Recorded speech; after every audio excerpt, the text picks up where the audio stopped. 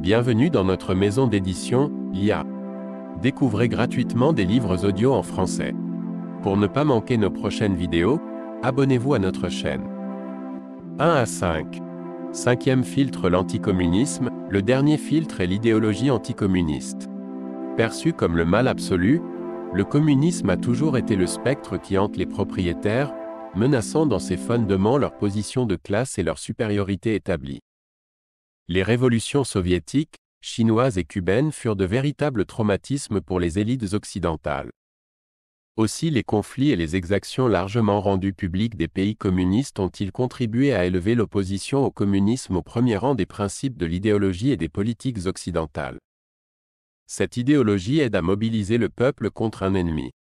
Mais comme le concept est flou, on peut l'utiliser contre tout individu défendant des positions constituant une menace pour les intérêts des possédants, ou qui cherche un terrain d'entente avec les pays communistes et les radicaux.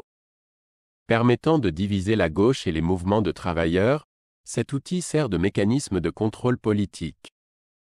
Si le communisme est la plus épouvantable des perspectives, le soutien aux pires formes de fascisme à l'étranger se justifie alors comme un moindre mal.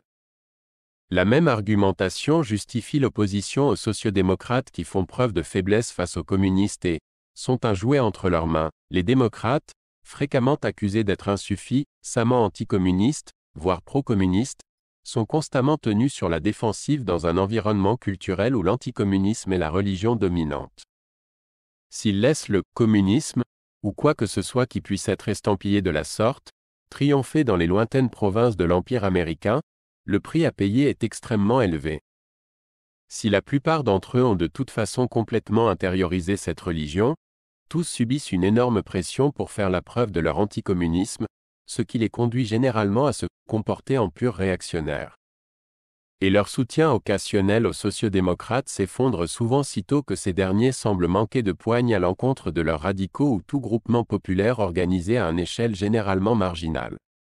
Au cours de son bref mandat à la tête de la République dominicaine, Juan Bosch entreprit de combattre la corruption au sein des forces armées et de l'administration, entama un programme de réformes agraires, jeta les bases d'un programme d'éducation populaire de masse et maintint un gouvernement remarquablement ouvert et des libertés civiles effectives. De telles politiques menaçaient au plan intérieur de puissants intérêts acquis. Et les États-Unis avaient du mal à digérer cette indépendance comme l'extension des libertés aux communistes ainsi qu'aux radicaux. C'était mener le pluralisme et la démocratie beaucoup trop loin.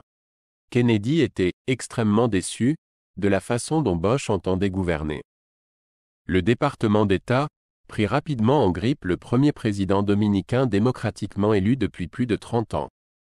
Le renversement de Bosch par les militaires dans les 9 mois qui suivirent son investiture bénéficia au moins du soutien tacite des États-Unis. Ce qui est sûr, c'est que, 2 ans plus tard, l'administration Johnson envahit la République dominicaine afin d'éviter le retour de Bosch au pouvoir. Ce coup d'État et le renversement d'un gouvernement populiste au Brésil en 1964 enthousiasmèrent les libéraux dès l'ère Kennedy. Une éclosion majeure d'États néofascistes s'ensuivit pendant la période Kennedy-Johnson. Qu'il s'agisse de l'ingérence au Guatemala entre 1947 et 1954 ou de l'agression armée contre le Nicaragua de 1981 à 1987, les allégations de lien avec les communistes et d'une menace communiste conduisirent nombre de libéraux à soutenir l'intervention contre-révolutionnaire tandis que d'autres se bornaient à garder le silence. Tétanisés par la hantise de SC voire accusés d'infidélité à la religion nationale, il faut noter qu'en période de ferveur anticommuniste l'exigence de preuves sérieuses étayant les accusations d'exaction communiste est suspendue. Les pires charlatans peuvent alors prospérer comme source crédible. Transfuges, informateurs et autres opportunistes du même type occupent alors le devant de la scène en qualité d'experts, et restent inamovibles même après avoir été confondus voire pris en flagrant délit de mensonge. Il est établi qu'en France aussi les idéologues anticommunistes peuvent faire et dire ce que bon leur semble.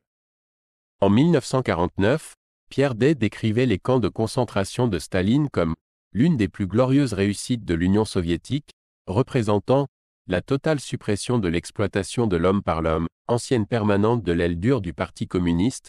Annie Kriegel écrivit en 1982 « Israël est-il coupable ?», dans lequel elle expliquait que les massacres de Sabra et Shatila avaient été organisés par le KGB, lequel avait fait appel à d'anciens nazis et à l'OLP, Organisation de libération de la Palestine, avec la coopération tacite de la ICIA, afin de discréditer Israël en l'accusant de prendre part au programme soviétique de terrorisme. Se penchant sur le nouveau statut d'Annick Riegel et Pierre Day, deux ex-staliniens passionnés ayant acquis une audience vaste et inconditionnelle en France, Pascal Delouit et Jean-Michel de Walnop, lorsqu'on étudie leurs écrits, on trouve toutes les réactions classiques de gens victimes de déceptions amoureuses. Il ne vient pour autant à l'idée de personne de leur reprocher leur passé, en seraient-ils marqués à jamais. Ils peuvent bien s'être convertis, ils n'ont pas changé pour autant. Personne ne remarque les constantes, bien qu'elles soient on ne peut plus flagrantes. Leur best-seller prouve bien combien, grâce aux plus indulgentes et paresseuses critiques dont on puisse rêver, le public peut être trompé. Personne ne dénonce ni même ne remarque l'arrogance de leurs éloges d'hier et de leurs diatribes d'aujourd'hui. Nul ne se soucie que rien n'y soit étayé de preuves, ni que l'invective y tienne lieu d'analyse. Leur hyper-stalinisme inversé sous la forme habituelle d'un manichéisme absolu s'en trouve blanchi pour la seule raison qu'ils s'en prennent au communisme. L'hystérie est toujours la même, mais trouve un meilleur accueil sous sa nouvelle forme. S'étendant à l'ensemble du système, le mécanisme de contrôle anticommuniste exerce une profonde influence sur les médias. En temps normal comme en période de peur du « rouge », tous les sujets tendent à être présentés à travers une vision manichéenne du monde, pouvoir communiste d'un côté, anticommuniste de l'autre, passant par profit et perte la contestation de part et d'autre, la défense de notre camp, étant une pratique informative devenue totalement légitime. Ce sont les médias qui repèrent, créent et placent sous les feux de la rampe les Joe McCarthy, Arkady, Shevchenko, Claire Sterling, Robert Leiken et autres Annick Riegel ou Pierre Day. L'idéologie et la religion de l'anticommunisme constituent ainsi un filtre puissant. Cliquez sur I, en haut à droite de votre écran pour choisir le livre audio que vous aimeriez découvrir. Si cette vidéo vous a plu, vous pouvez mettre un « j'aime » et la partager à vos amis. Par ailleurs, visitez notre bibliothèque sur audible.fr pour explorer notre vaste sélection de livres audio réalisés par IA.